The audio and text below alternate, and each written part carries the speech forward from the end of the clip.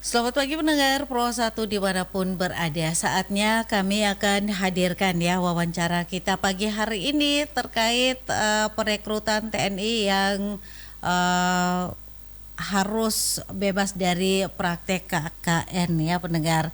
Dan saat ini kita sudah tersambung bersama Bapak Darius Bedadaton, Kepala Ombudsman Perwakilan Nusa Tenggara Timur. Halo, selamat pagi Bapak.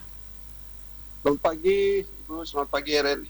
Baik, salam sehat dan juga semangat ya untuk hari ini. Salam sehat, semangat. Nah, Bapak terkait topik kita pagi hari ini ya, perekrutan TNI harus bebas dari praktek KKN. Nah, seperti apa nih menurut Bapak mekanisme perekrutan ya calon siswa atau juga calon Tentara Nasional Indonesia nih menurut Bapak? Iya, baik. Terima kasih. Uh, Pendengar RRI di mana saja, barangkali sampaikan dulu beberapa hal yang disebut para orang tua Mhm. atau para calon siswa Ya. yang mengikuti si penerimaan calon tentara Mhm. dan calon tamtama Ya. yang dilaksanakan di Korem 1 Bakti Kupang untuk tahun 2020. Nah, seperti yang kita ketahui bersama, pekan lalu kurang lebih tanggal 11 Juni itu Mhm. ada protes massal ya dari Ya. orang tua di Pelabuhan Tenau ya, Mhm. beredar dua, Ya, semua betul. sudah tahu itu, sehingga kami dari video-video ini lalu ke kami dan seterusnya, kami ada hal yang dipersoalkan para orang tua. Dan yang pertama itu bahwa proses pendaftaran dan notifikasi bagi para calon yang kabupaten Mhm. itu berlangsung malam bahkan hingga pagi hari, sehingga mereka kami calon siswa menunggu di lokasi di rem itu Ya. pagi hari dan tidur, sehingga mereka bahwa proses seleksi khusus validasi ini dievaluasi kembali dilakukan pada jam-jam. Mhm. Kemudian yang kedua itu khusus calon siswa yang seharusnya validasi itu di sesuai jadwal yang dilakukan Mhm. itu berlangsung hingga itu ternyata ajukan 1 minggu 16 Juni dan banyak yang sudah didaftar di kabupaten masing-masing dan menunggu validasi di Ya. itu terpaksa tidak bisa mengikuti proses validasi karena gagal yang dimajukan, Mhm. hingga pulang kembali ke kabupaten, dan tentu saja ini sangat berat para calon siswa. Yang ketiga, ini yang keributan. Ya. Jadi itu para siswa dan orang tua ada 18 atau 19 itu sore hari 15 itu telah diumumkan di Korea yang dinyatakan lulus. Mhm. Jadi mereka itu sudah jam 5 pagi pada waktu itu, dan diumumkan bahwa mereka lulus pukul 15, Ya. dan yang dinyatakan siap mengikuti seleksi lanjutan di Bali, Mhm. dan di Barangkali Tenau Ya. di kontrak yang siap. Dengan demikian pada suatu pengumuman yang tidak lulus atau lulus, nah, anak-anak yang dinyatakan dan berangkat ke pelabuhan dan sambil menunggu, tiba-tiba mereka mendapat kira-kira pada pukul 4 subuh Mhm. pagi bahwa mereka sudah lulus lagi. Ya, bisa dibayangkan membuat anaknya Ya. itu ini baru daftaran dan nanti ujian itu akan berlangsung di Bali. Mhm. Nah, tetapi karena di pengumuman sore hari mereka sudah dinyatakan lulus, berangkat ke siap berangkat ke Bali. Tidak pada jam 4 subuh mereka lulus. Lulus ini disampaikan langsung dan baru setelah anak-anak rumah baru di WA pengumuman file PDF itu hanya tanda tangan dan dinyatakan tidak lulus setelah mereka sudah kembali. Nah, sehingga ini bisa orang tua menunggu dari hari sampai pagi hari berikut lebih ini kita dinyatakan Pak. Ini 3 poin.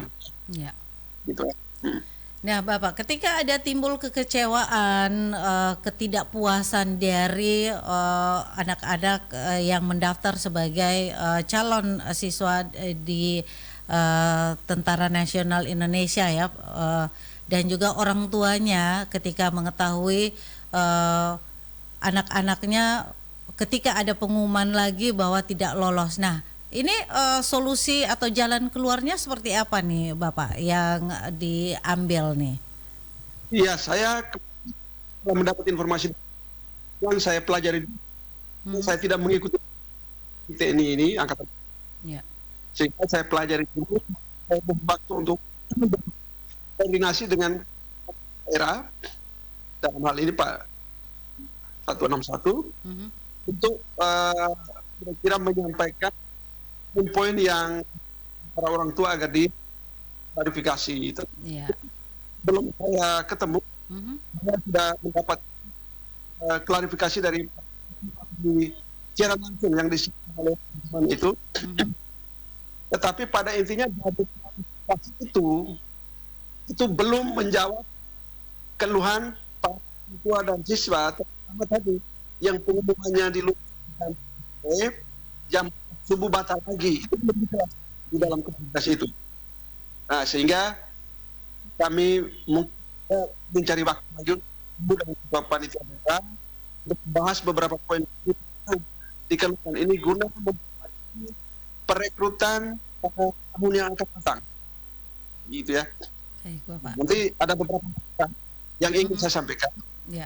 Pertama, agar proses perekrutan dilakukan secara transparan, objektif, sesuai prosedur, dan melibatkan pengawas bisa pengawas internal, pengawas eksternal, LSM, masa untuk melakukan pengawasan semua tahapan seleksi. Nah, ini sama seperti seleksi yang dilakukan oleh ya. Ini biasanya seleksi semua tahapan itu akan ada acara kesepakatan bahwa lulus dan disaksikan oleh semua pihak. Kemudian yang kedua, terjadi ujian tertulis nanti di pasar, dan ujian tertulisnya harus dilakukan dengan sistem komputer atau CAD yang tidak sama dengan BKM, pas yang mempunyai agar menghasilkan skor penilaian yang efektif dan bisa diakui dari mana saja orang nilai anaknya itu seleksi. Kira-kira itu poin-poin. Baik Bapak, nah harapan terbesar Bapak nih untuk pemerintah dalam hal ini juga kepada pemimpin TNI ya, seperti apa nih ketika ada perekrutan calon anggota TNI, apa nih yang harus diperhatikan kemudian juga dibenah ya agar tidak terjadi hal-hal seperti ini lagi nih Bapak, tidak terulang lagi. Iya, kita bahwa saya mengatakan bahwa rekrutan itu dan sekedar mencari, tidak dikatakan oleh Pak Rampes itu, kita membangun masa pertahanan bangsa. Maka jangan biar generasi muda yang hidup dan berprestasi bisa kandas hanya perekrutan kita yang belum baik gitu ya. Ya. Keadilan, transparansi adalah kunci mencipta tentara-tentara Indonesia tangguh dan dapat rakyat. Itu mulai dari proses rekrutmen. Maka mari kita lakukan proses rekrutmen itu seleksi setransparan dan terbuka, bisa diawasi baik internal, eksternal, media pada semua tahapan, termasuk nanti ujian. Itu semua kita sudah untuk rekrutmen atau seleksi di semua institusi yang bisa kita adopsi. Mudah-mudahan itu bisa dilakukan TNI agar tidak proses ketidakpercayaan, karena kepercayaannya masif sekali. Orang tua itu mulai masif dan segala macam tidak baik. Kredibilitas sebesar TNI. Jadi itu yang harus bisa segera dilakukan. Baik Bapak, terima kasih untuk waktunya ya. Satu harapan ya untuk saat ini pemerintah dan juga TNI agar bisa melakukan reformasi serius ya dalam sistem perekrutan ya Bapak ya. Baik itu secara pengawasan secara eksternal yang independen juga, ini juga perlu ditingkatkan ya Bapak ya. Ya, betul. Baik Bapak, terima kasih sekali lagi untuk waktunya pagi hari ini. Sukses dan juga sehat selalu. Ya, terima kasih Iren.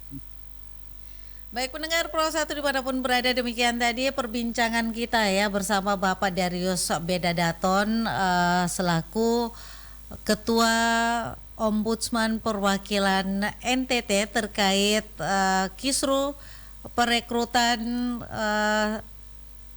anggota TNI ya yang mana harus bebas dari praktek KKN. RRI Pro 1 ND FM 100,5. Line telepon 0821 4451 1957. Ikuti